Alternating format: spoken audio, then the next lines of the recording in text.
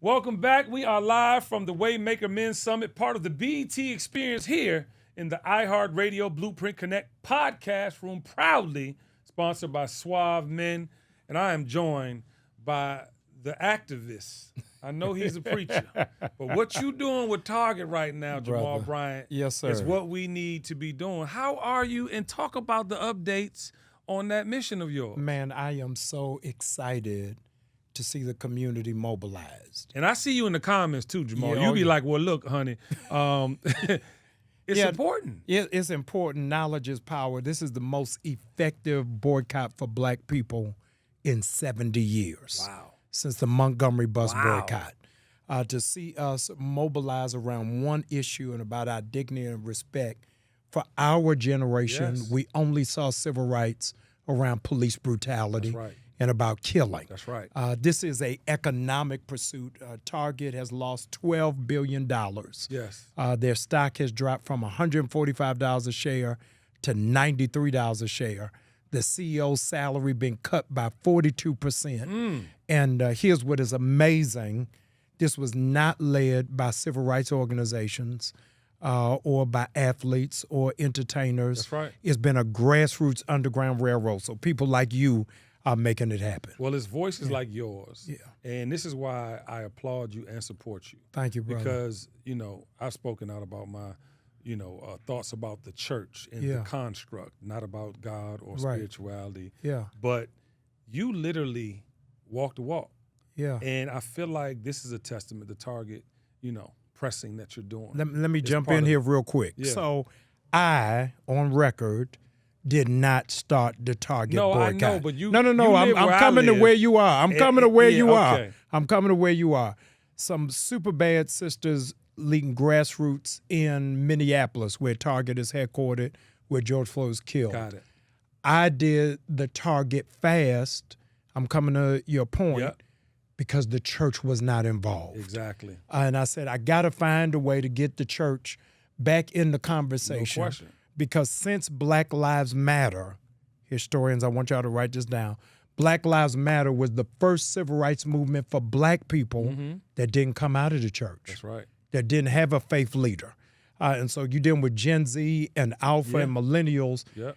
Only see the black church through black and white footage. They don't know what that is. Yeah, they don't see where it is. So I was intentional because what you feel is what a whole lot of people in the community and the culture feel. Yeah, and church is rooted in being the center of our communities traditionally. Yes. But, and big shout to those sisters. Yes. Black women, again, if they stopped and didn't care anymore, we all the be world dead.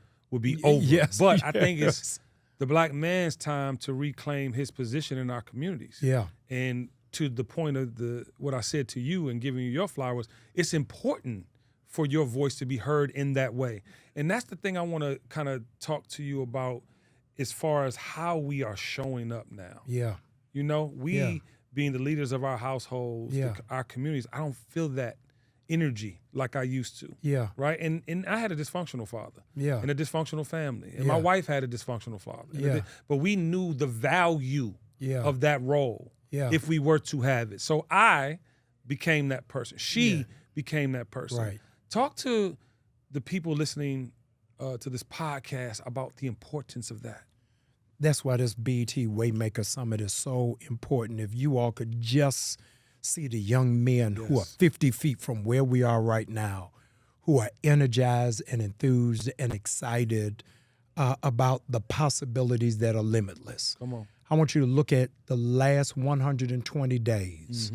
It's stuff you talk about on the radio all the time, what I talk about in church, is you have seen in the last 120 days black legacy like we've never seen it before. LeBron James for his son. Deion Sanders for his son. LeVar Ball for his sons. It's not individual success, but leaving that generational wealth. And so what we're trying to put into these young men who are here is how it is that you forge success. And you don't have to do it in entertainment. You don't have to do it with a microphone, but doing it behind the scenes.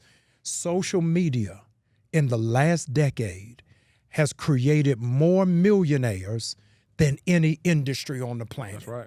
And so we got to figure out how it is that we create space for creatives. That's right. How it is that you're able to carve your own path and to find your own light. And I'm hoping that these young men at the BT Men's Summit able to glean some of that. It started with them showing up, and they're here. Yeah, they're here. But a question, and this will transfer to those young men that are here to seek knowledge and get this information.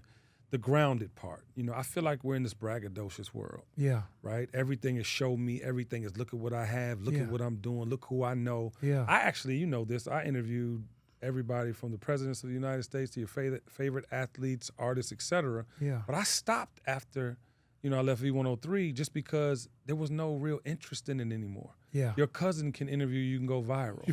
Right. And there needs to be more meaningful exchange instead of this, repetitive, I want to curse, but I have a reverend with me. But how do you feel about that? Because I think that we are in a moment in time where being grounded doesn't have value, and you're a very grounded individual. Yeah, I think because for black males, we are taught to model confidence, but we're never given self-esteem.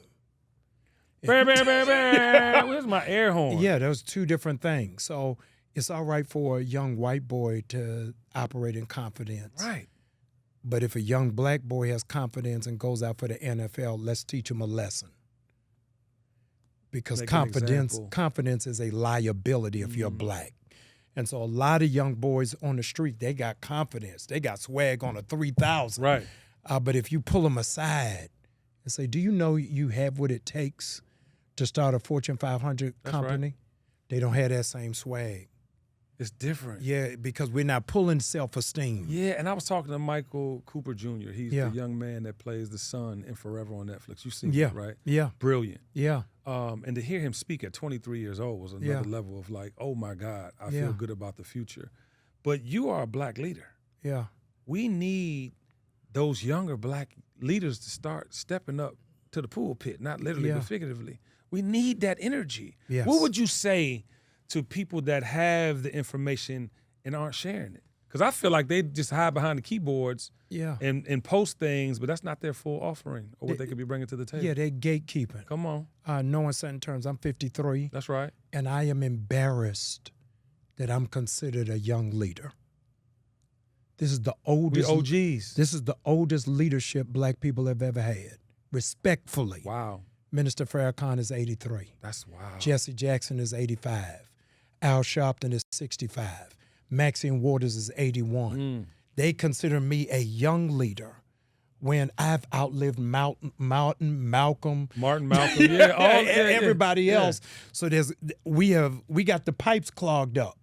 And so I want to say to that young generation, don't wait for the torch taken or start a fire. Yeah. Because nobody's going to give it. And part of the problem, I'm saying it right here on BET First, is we don't have a model for succession.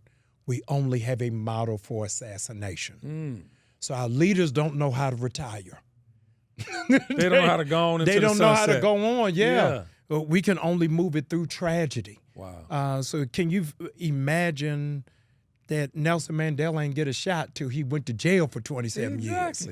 So we got to figure out a different kind of strategy and a different kind of plan. No, I love that, man. And I respect and admire what you do. And Thank you, please brother. continue the consistency with it. And you are young because we're going to go on to live to 100. And so. there's two old men talking in the barbershop.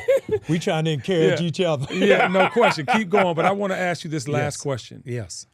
Who were your WayMakers? How were you inspired by them? Yeah. I think my WayMaker is, my testimony is different from yours, is I proudly represent 4 generations of HBCU. Amen. I am Morris grateful. Brown, by the way. Yeah, I'm grateful. Morehouse, by the way. Okay. I am grateful that I had a father who modeled great black malehood in front of me, 2 grandfathers who modeled it, and everything I was supposed to do, I learned from them. Everything I did wrong, I learned on my own. That's right. So I made a lot of bad mistakes. So I want to take away that you can have good role models and good mentors and still make bad decisions. That's right. The reality is I'm a preacher.